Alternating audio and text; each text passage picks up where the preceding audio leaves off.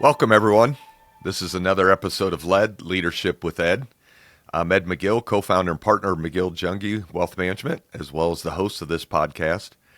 As I've mentioned before, I've been on this 40-plus year journey of leadership dating back to when, I was doing high school and college athletics. Stumbling early on here out of the gate, as well as then starting my own business, building a practice, building a firm, and just have always been intrigued by leadership. And so I love interviewing great people to get their insights, thoughts on leadership, either from themselves or people that they've been around. And today, this is going to be a lot of fun. We're speaking with Dr. Matthew Mitchell, who's a Drake University professor.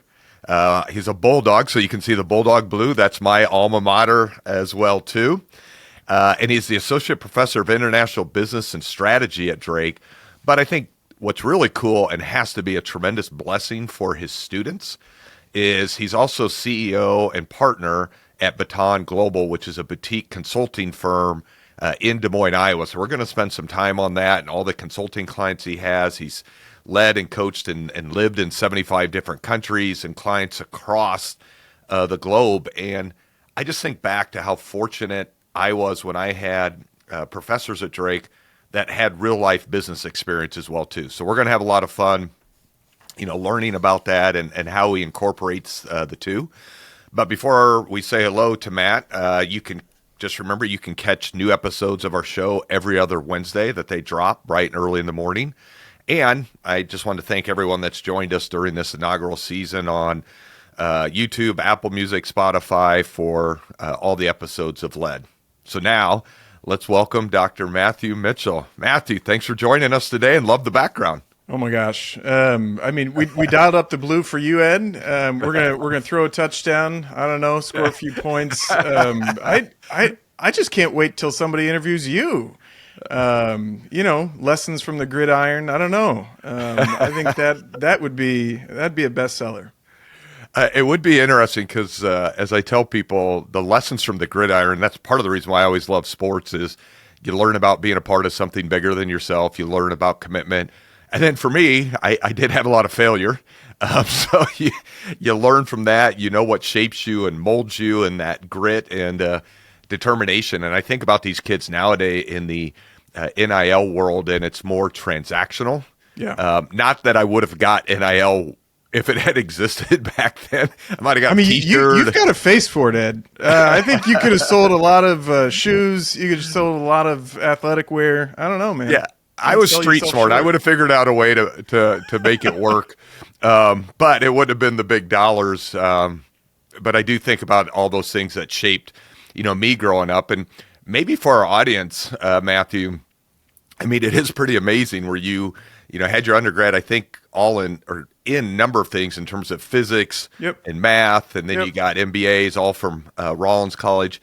And then I did not know this. You told me that when you got your PhD, it was in international business from the University of South Carolina, which you said is the world's leading program in international business. Is that correct? And how does a school make that claim versus maybe they just said it?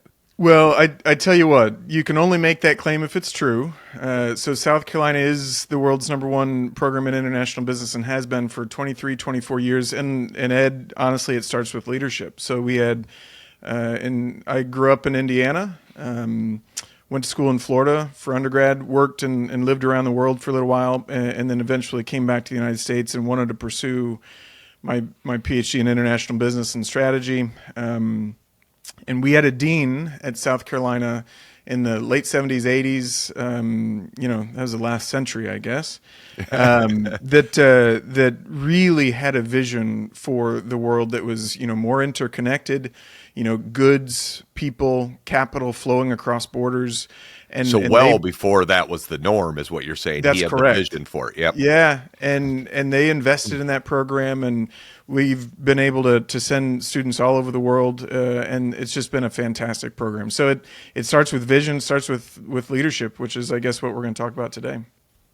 Yeah, that is awesome. Tell us a little bit about graduating and then going overseas. Was that just to scratch that itch, or was there a specific purpose? Where'd you go overseas, and what'd that teach you, at such a young age being overseas? Yeah, so it's a great point.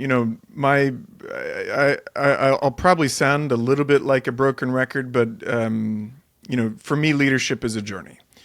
And I'm a teacher now. I am a tenured professor at Drake. I'm a business owner. And if there's one thing I try to share with students or executives at any point in their journey, it's never a straight line. Things are changing. Things are moving around. So, I started in a small community in Indiana, but ultimately came to the field and study and practice of leadership very early on, scouts, whatever. And my goal was to join the military. It was to go to West Point. Really? Because that's where leaders were created. We Yep. weren't leading boats in the Navy. We weren't leading planes in the Air Force. We were leading people. And I was nominated. I was accepted to West Point. Ultimately, they found out I had asthma and kicked me out of the Army. So I had to find a place to go to school. And that was Rollins College. And I chose to study physics and math because it was a challenge. And I joke around with my students that I made some poor decisions in life and realized early on I never wanted to do anything with physics and math ever again my entire life. But had the opportunity to use that training to become a programmer for a company that literally created the world's first smartphone. And that was in London, England. And we had a joint venture. We were a joint venture between Sony, Motorola, Nokia, and Ericsson in a company called Symbian.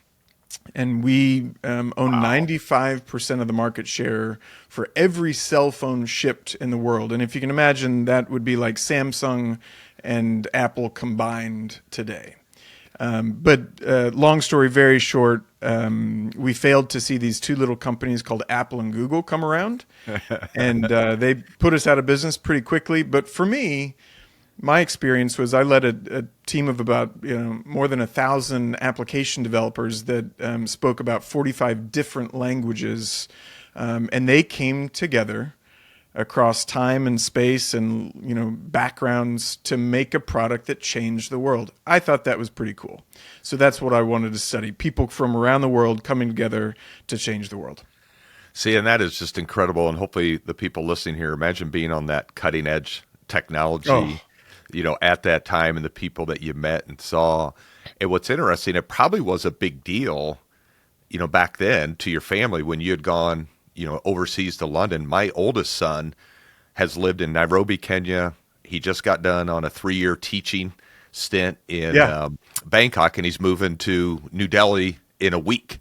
And to watch him travel either by himself or in groups or just be put in, he was in the Himalayas recently. He's playing Irish Gaelic football, which I learned all about in Korea and Cambodia. And it's just amazing. He's like, Dad, the world is so big, nowadays. But back then when you were doing that, that had to be unique and just so exciting to see all the different cultures coming together. Ed, what's your son's name? Turner, as Turner moves through the world, we always, as travelers, I call ourselves pilgrims, in this life, in this journey of leadership. As you travel through the world, your external environment is changing so rapidly. You're seeing different things, tasting different things, experiencing different things, meeting different people. So we say it really causes you to shore up your internal compass, your internal foundations.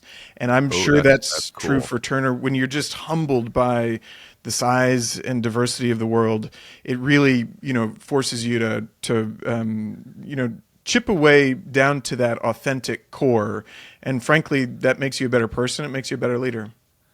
Well, it's interesting when you said, the size, because when he was sending us pictures of Mount Everest and other parts of the Himalayas, he goes, Dad, these are like dwarfing, the mountains in Colorado that we think are big. I grew up in Council Bluffs, so we had the Lowe's Hills, the bluffs that seemed big to me growing up, and so he's expanding that thinking. And then the other thing too, Matthew, one of the things he said I found really intriguing was when he went to Vietnam, was to go to the Vietnam War Memorial from their side. And he goes, Dad, when you see the perception of what happened, and he just said, just remember, if someone thinks, or if someone believes that their opinions are fact, then they're slightly dangerous, because, it's an opinion.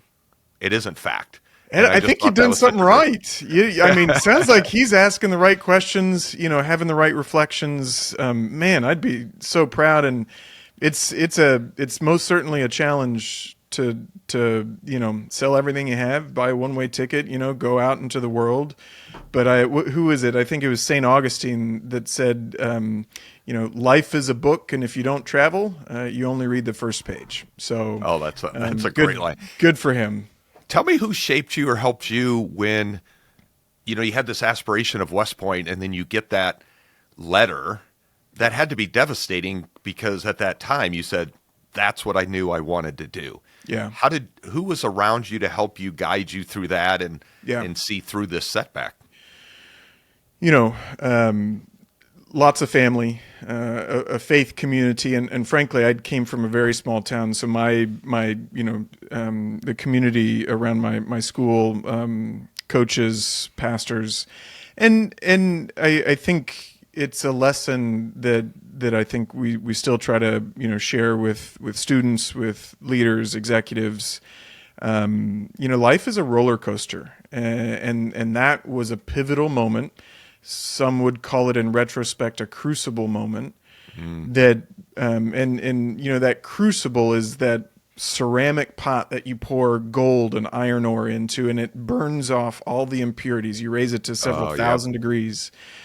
And those moments in our lives, we all have them, and it really forces you to become that nugget of gold, that most authentic self. And the people, I had an entire community. You don't take lightly fighting for your country. For me, I continue to have a faith journey. And I put my way through school as a youth minister in the Methodist Church. And so thinking about joining the armed services for, 10 years of your life, you think about just wars. Can you trust our leaders to put us into conflicts that align with your morality, with your values? And so it was a serious, time of discernment. And when that letter came back, you accept it. You pursue all avenues. I was granted a waiver. I pursued that waiver, and then ultimately was not allowed to join the armed services and armed forces. And so you pick up the pieces and you rely on that core, and you move forward with the trust and faith that there's a reason and a calling. And frankly, I wouldn't have been the same person. I wouldn't have had the same life without that experience, and I'm terribly grateful for it. Well, and that's awesome. And I think about so many of those students that benefit from that story. Some of my life-changing moments happened as I was growing up, but one of the biggest ones was at Drake when I was there. And I go from the starting quarterback my freshman year, so I actually started. Now, when I say it's not misleading, but not that big a deal, because my freshman year I led the team in touchdown passes, interceptions, and tackles. I was like fourth in tackles, because after you throw that many interceptions, you have to go I did chase not them. see that stat line on your bio sheet. Wow. It's not good when people see that. But my sophomore year, I was a captain, and I got benched after the second or third game, and that was humbling. Yeah. And, that shapes you, but I always still wanted to be a part of the team. And the young man that took over the program, or quarterback, Steve Osterberger, unbelievably good guy. And, you just learn from that. But I didn't have a lot of people guiding me and helping me through that. So it was more of that, internal, battle with myself of failure and things. So for you to be able to help the students through, here's what I went through, here's what I did. And maybe to tie to that, you had mentioned about this faith journey and the youth piece. I think faith has been important to you because for everyone out there, this is one of Matthew's books. Am I doing this right? That he wrote with Tony Thielen and Jeffrey Kaplan, but you have a new book that's coming out that I'm really excited about called Profits and Profits. So profits like the money profits, Yep. and then profits from the Bible. Yep. And I think it's going to be tied to how do you do both very well? How do you go through that business side, but also keep being humble in the morality? Is that what this? Tell us about this new book coming out. 100%. It's sort of a profits and Ed. I don't know. We're debating which profits to put first. I'm not sure if it's the religious profits or the financial profits, but it's a ancient wisdom for a modern world, and it's Ancient wisdom. Tell me what you mean by that. we did a lot of field work in Israel, in Egypt, in Palestine, in Bethlehem, in the United States, and also, interestingly, in Sweden.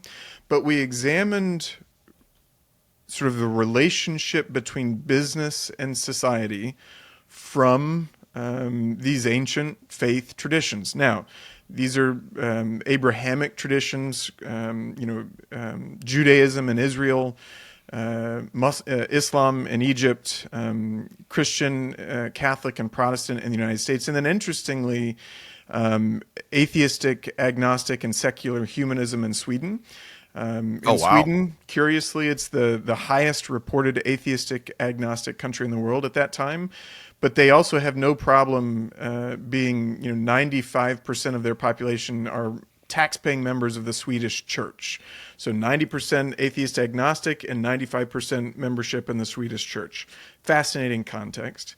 But through those lenses, rabbis in Israel, imams and fiqh scholars in Egypt, priests and pastors in the United States, we ask the question, what's the appropriate use of money? What's the appropriate role of business? We even ask the question, does business have a soul, and how would you describe it?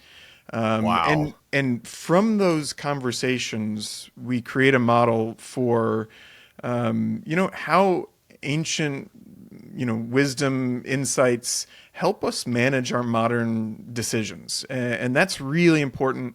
What's authentic, what's, filled with purpose, how can we live a life that's integrated with our faith life and our working life? Because frankly, Ed, that's the way it's been for thousands, if not tens of thousands of years. Work does give us purpose. It's a way to express our purpose, to connect people with ideas and goods and services. It gives us an identity. It shouldn't be our only identity. But how do we integrate and live those things in harmony is an important piece of this book, and I'm so excited about it.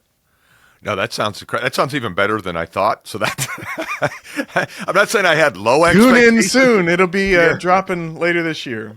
Okay. Tell me a little bit, though, when you said field work or field leadership. So did you yourself go over there and talk to them with these Zoom meetings? Yeah, tell us a little bit about that. And did you see differences in how the different religions thought about business and morality and, how they fit? 100%. So I lived in Israel for a couple months, same in Egypt, same in Sweden, and obviously then, did a lot of interviews in person in the United States. So also, interestingly, lived in Bethlehem, for a little while. And interviewing those faith leaders in those contexts, I think, was especially important. And very different approaches to business. In fact, historically, in the Christian context, we've had this idea of business and money that's been associated with a word called lucre, L-U-C-H-R-E. It's a Latin word, and it's the dirty filth of money. And so we've sort of had a language sometimes in the United States, in particular, founded on Christian Puritans and pilgrims, Yep. fleeing religious persecution and political persecution. So this idea that money is dirty and corrupting is a strong narrative within our faith traditions. Now, the rabbis I spoke with in Israel said, we've never had that problem. We have a fully matured language and system of laws and practices that enable us to talk about money very differently. So much so, Ed, that most of the rabbis that I talked to there were also entrepreneurs.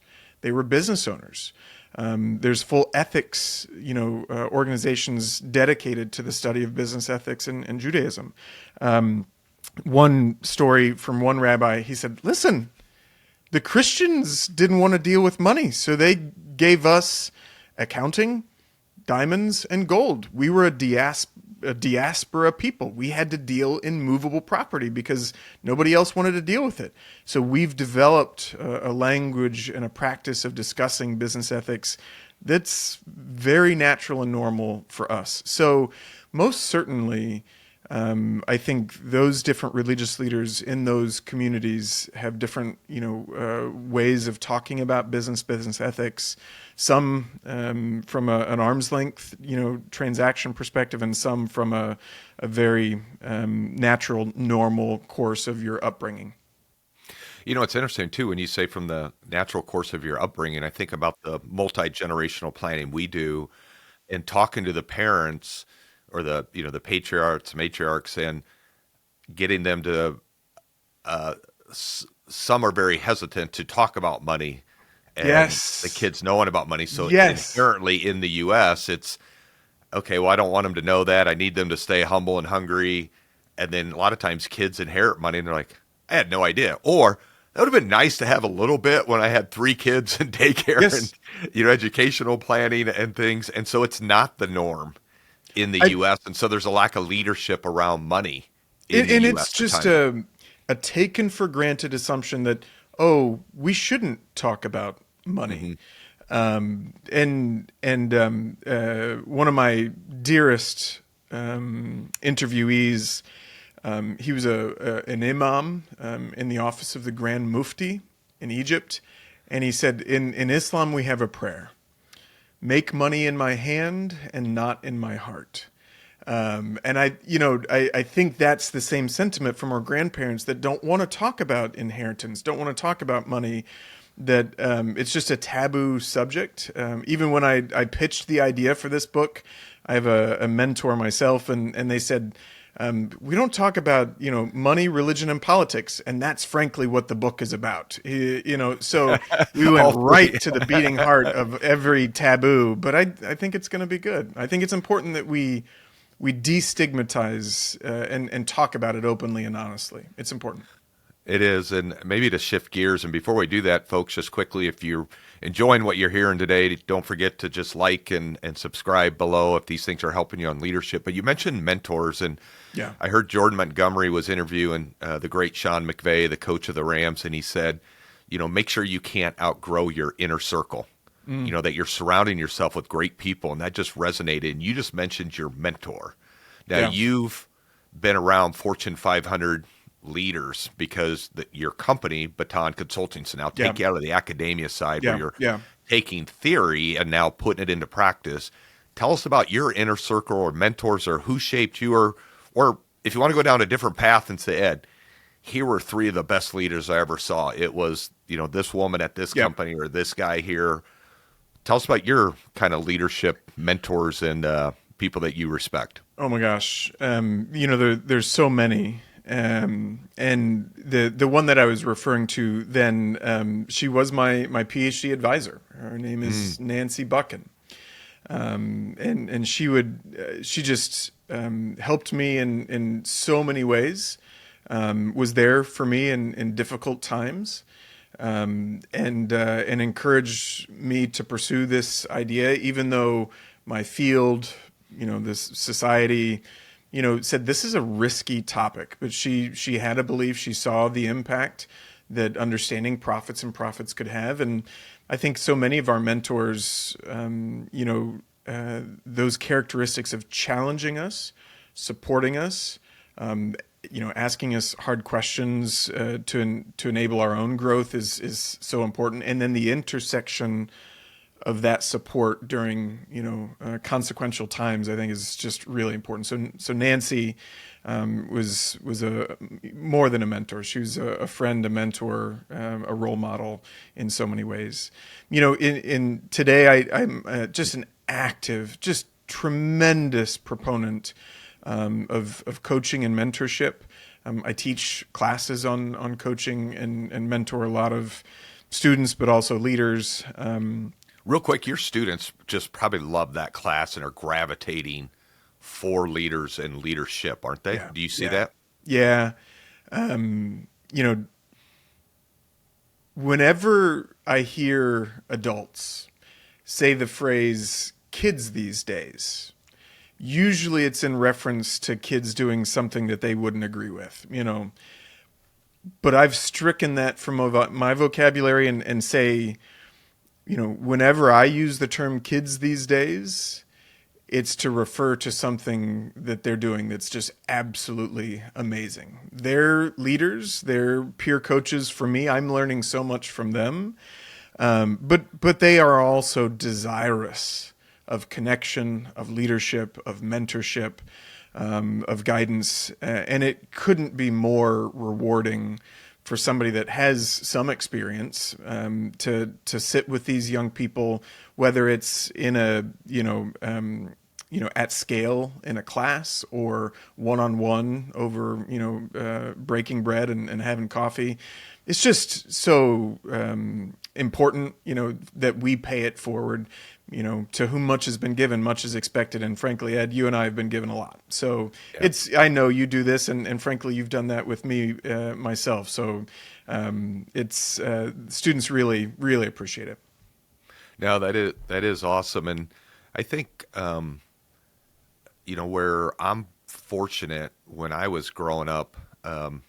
When you talk about things that shaped you, my dad actually lost his job at the family-owned lumber store. It wasn't our Yep. family store, but when the Menards and Lowe's came, they just couldn't keep up with the Yeah. large box stores. And we did have the government cheese and the food stamps, and had to go to Father Hurley. I went to a Catholic high school and had to go to Father Hurley and said, "Look, we can't afford tuition." And it Yep. was interesting. I think back on that. My dad made me go do it. But luckily, I was a good enough athlete. He said, "Hey, if you paint the football bleachers, if you," I was on the baseball team. He said, "If you actually become the grounds crew, Yeah. you can do that." But that comment you made of much that has been given, much is expected. Yeah. I think can be easier when you've seen so many of the other layers and levels. But if you haven't, I think that's why the mission work and things where you get outside, even if you always grew up with money, Yeah. if you go somewhere and just see Yep. probably what you've seen, because you said it's 75 countries you've either visited or lived in. Is that correct? That was a few years ago. My goal was 100 before the pandemic, but I think we're sitting 80, 85 at the moment. Yeah. Are you really? And you just see so much in terms of different cultures Oh my and gosh. things so to be grateful here, because you seem to be a very positive leader as well too. Is that what you're seeing in kids and other people gravitate towards that? 100%. My first trip around the world. So Ed, like you, single parent household. We had to park around the corner. So that we didn't have an encounter with the repo man. And not always knowing where you're gonna lay your head, I think is those are humbling experiences that one has. And when I decided to make what I call my first pilgrimage, I studied physics and math and knew I didn't want to do that, and very seriously considered pursuing the ministry. So I bought a one-way ticket east, and at the time, my goal was to experience poverty around the world, because I had never experienced that in the same way that a native person from India or Northern Africa might experience poverty. So before I signed onto the dotted line of pursuing the ministry in one faith group, I needed to understand different approaches to faith and poverty in the world. frankly, because I think that's the ministry that at the time, I believed, Jesus of Nazareth served. He served, the poor. So when you see poverty in India, when you see poverty in those places, you can't help but be impacted by that feeling and feel absolutely called to serve the poor, and to give back. Because frankly, even though I felt like I grew up in poverty in the United States, it's nothing compared to the poverty we experience around the world. Someone, I think just last week, I heard if you have $4,500 in the bank, you are in the top 50% of wealth in the world. So, the poverty level is just, it's real, and we can't turn our eyes away from it once we've seen it. No, that's true. And before I get to my last question, when you think about impact on students, we have one of your students that is our marketing intern who helped put this podcast together, Caitlin Judkins, but she's actually going to law school. She got a full ride to law school, but she had a marketing background. She had another undergrad. She took your classes when she heard that you were going to be honored. She could do just really whatever she wanted to do. I'm a big fan. She has been tremendous, a breath of fresh air. We love having her on the team, and she's actually going to try to stay on a little bit too while she's going through law school, because we got a lot of projects, especially as we get our subscribers up like over 100. Oh my gosh. It's really good. It's like the Joe Rogan of Des Moines here right now, Yes. the LED podcast as we grow. A little taller, but yeah. Let's switch gears. When you think of the leaders you've seen in Fortune 500s, and now with your baton and the consulting, what are you seeing makes, a strong leader? Is there certain characteristics that you're seeing in that corporate world that you're dealing with day to day as well too? Yeah. There was that book, Good to Great, that talked about level 5 leadership, and a more recent sort of articulation of this, and the core of this idea is that effective leadership today is that paradoxical blend between confidence and humility. I think that's really important, and that's the core essence of level 5 leadership. There's another book, The Journey of Leadership. It was put out by McKinsey, late 20. That was just recent too, right? Yeah, and it's just a great book.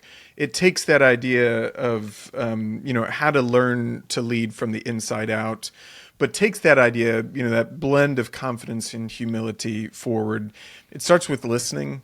Really being open to many different ideas. As I mentioned, our world is changing so quickly, and I teach strategy, teach the very first class in the College of Business to every entering first year student, and then I teach the very last class, the capstone MBA strategy course, and our leaders, when we work with companies, banks, insurance, technology companies, it's head spinning how quickly the environment is changing. If we thought, tariffs and globalization and even financial crises were quick moving, you look at today and the changes that have been wrought and will be sort of dealing with over the next 2 to 3 years with AI. I mean, it's just so fast. So we used to have in the discipline of strategy 10-year plans.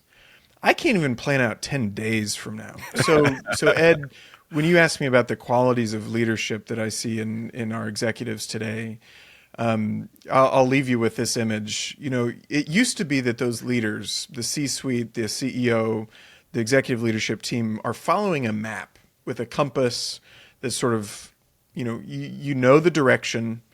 You're walking us through the terrain of that map to get us to the destination. Sometimes we have to take a little bit of a different path to get there. Now the image is more like we're quite uncertain what the terrain is going to be. We're sure as shooting that we can't know everything with certainty. So that analogy should move from a map to what I like today is a radar. You're sending out signals. You're sending out, beams to map the terrain in real time. You're listening to signals. One of my dearest friends and favorite leaders, we even did an exercise about what superhuman would you be? What's your superpower? And this individual said, you know, if I were a superhuman, if I had a superpower, I would be called Visioneer. And that person would have massive ears to listen to everybody around them, to hear those signals, and then, you know, big eyes to see the future and stay committed to that.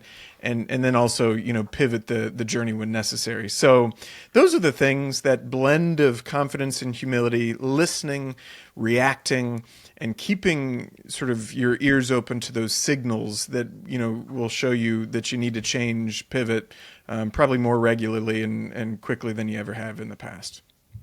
God, I absolutely love that, because you are correct. The old map that you could buy at the gas station, or even the GPS if you're going across the country, it doesn't exist. And when you were saying radar, I was sitting there thinking of, like, in the animal kingdom, whether it be bats or fish. Yes. You know, so much of what they do is based on radar. Or Shark Week's going on right now, so we're filming this in July, but the radar and the Galapagos sharks, and being able to pick up even just a little scent. But if you think of bats, they're always just maneuvering and changing. You know what? Let's say dolphins. Dolphins. We run a dolphin tank, and I always like to say the dolphins are a kinder, gentler version of sharks, but they're a lot smarter.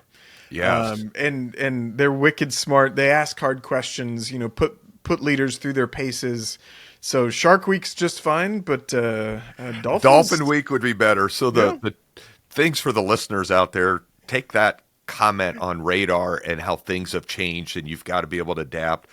A potential client yesterday in our meeting had sent us a list of questions about why use McGill Jungie versus, and they had listed some larger national firms. And I said, man, that was a great list of clients or questions. And he goes, and my wife asked Chat GPT. Yes. We're trying to learn. And I'm like, well, those are really, really good ones. And then they're only going to get better, Ed. Isn't that true? You know, as they learn us, as AI learns more, it's inspiring and terrifying all in the same breath. Yeah. And I would encourage everyone to write down the term. I just tweak it a little. The way I always say it is confidently humble. People like being around confident people. They're confident in their abilities, their skill set. You can sense it when you're around them. Yeah. But they're humble enough to know, I don't know everything. Yeah. And they are naturally curious, I have found too, Matthew. They will ask questions. They're the ones that have their notebook and they're taking notes. And you might be that first-year speaker. Yep. And then they're the ones taking notes in the front row. And you're like, oh, my God, that person's taking notes. But that's someone that's confidently humble. I can't remember the episode. I think it was season 1, episode 2, Ed. I mean, you interviewed the perfect questioner with Chick Herbert. Yes. Right? You know, this idea of question-centric coaching, and just being able to invest in people, develop people, get to the right outcomes and answers through questions, I think is a gift. And for the listeners, if you want to check that out, is a fantastic interview. That is awesome. Well, thank you so much for being on here today, Matthew. In the notes below, it's going to show how to contact Matthew, his website for Baton Consulting Group. We'll also make sure we send out to all the subscribers when the book does come out, because I know we're going to be first in line to get the profits and profits. We'll probably have you come on afterwards. So let's get it to be an Amazon bestseller. I love and it. then be able to talk about that and how that shaped and comment your thinking. But true joy to have you on here today, Matthew. Appreciate it a ton. So thank you very much. Thank you, Ed. Thanks for setting the right example. You know, leadership is a journey. And I would just say, if there was one lesson from that last book that we wrote, Am I Doing This Right? The lesson and the message that I just can't help but share, enjoy the journey. You know, if life, spirit, family, friends, health, and work are all being held in balance, work will always be there. But those other commitments are really important. And we had so many leaders just share. If I had, you know, something to do over again, I would recognize that and invest a little bit more. So thanks for this conversation and the podcast. It really, you know, shows us the way. Awesome. And I love that last line for everyone. A little nugget right there at the I end. mean, In terms of parting shots. yeah, just to embrace that journey and the joy that comes with it. This is Ed McGill for LED, Leadership with Ed, signing off. Everyone have a great day, and we'll see you again in 2 weeks.